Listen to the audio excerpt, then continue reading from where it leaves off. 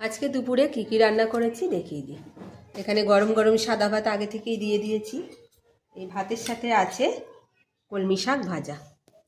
এটা আমার ছাদে হয়েছিল, এটা রসুন ফোড়ন দিয়ে ভাজা করেছি। আর আছে গাজর ভাজা, একদম সরু সরু করে কেটে গাজর ভাজা করেছি। আর দিয়ে দেব কাঁকড়ার ঝাল। এটা হচ্ছে চিতি কাঁকড়া, একদম কষা কষা করে করেছি। এই চিতি কাঁকড়া খেতে খুব ভালো লাগে। দিয়ে দিলাম। আর আছে ডাল, এটা হচ্ছে ডাল শুক্তো। এর ভেতরে আছে ডাঁটা, লাউ, করলা, এটা করেছি মটর ডাল দিয়ে। আর আছে মাগুর মাছ, মাগুর মাছের পাতলা ঝোল আলু দিয়ে করেছি, একদম হেলদি।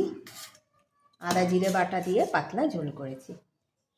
দিয়ে দিলাম মাগুর মাছের ঝোল।